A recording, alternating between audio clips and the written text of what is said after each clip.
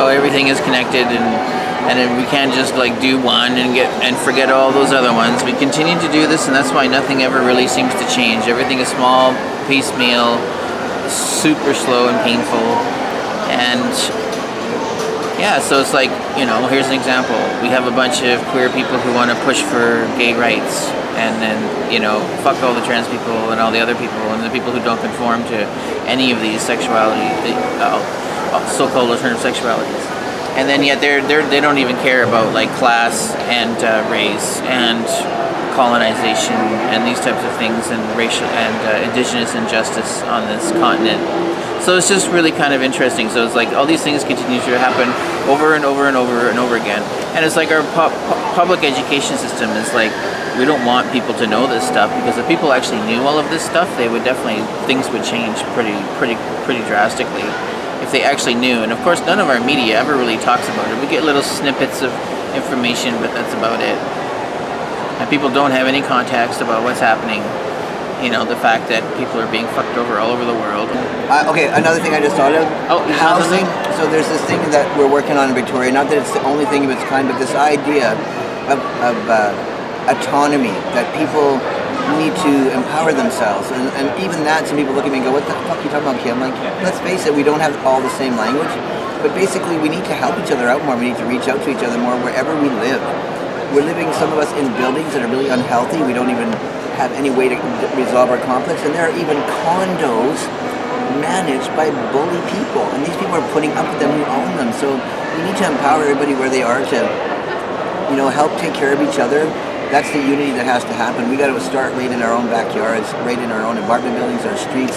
And I was saying this, and I challenge a lot of white people I know in social justice are amazing. They've learned a lot. They hang out with a lot of people of color. They've learned about anti-racism and stuff. And I'm really challenging those white people to go back to white communities and help educate the community around them. You can't do that not in my backyard thing. You can't say, I got educated now and I'm not going to hang out with you white people, you fucking poor white trash, you people who are racist, you people who are this. Like, as if there's some separation. There is no separation. I was educated. I'm a white Acadian Métis. And I was educated, so everybody could get educated. Educated. You know what I mean? And we need to work with the people who are the most, that idea of who are they, those people. Like, we need to learn how to work with people who are the people who we don't like, whether it doesn't matter what group it is, whether it's men or women or white people or black people. But we need to figure out how to work with that group. We need to figure that out. And the way that radical feminists in the 80s said, we have to learn about the belief systems of those other groups. So think about the Trump supporters who are white, ignorant, in my opinion. It's like they're ignorant because of a school system we pay taxes for to teach. It's fucked up. Our education system is built just to create people to pull the levers and make the system work. Exactly. Not to question authority, not to critical thinking, not to learn life skills and anti-oppression work or colonization. They'll learn almost none of that. Only in the past couple of years or even thought about teaching colonization in the schools. It's like, it's 2014. It's like, decades and decades and decades later. The residential school system is the same colonial system, made it like the ones our kids go to public school. And why is some public schools so good and others shit? It's disgusting. Like, that's just disgusting. People don't have any idea.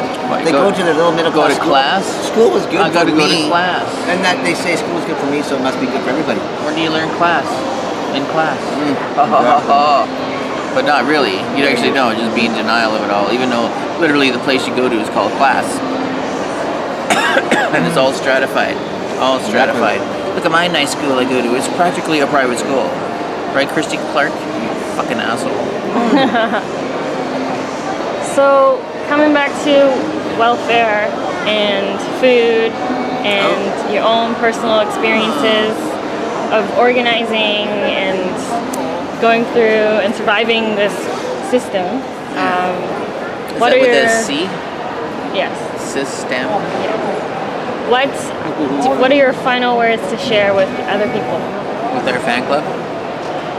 Whoever wants to go first. Final words. I don't know, build those alternatives. Pressure everywhere you can. Do that radical self-care. Make all these things work. And think of short and long-term, medium and long-term strategies to get things done. and stop excluding people, whether it's like you don't agree with their politics or how they're going to do things. But like, you know, so what I've also found is that it's very seldom talked about, if at all. Like, it's literally a whisper in the bushes of an 18-lane superhighway.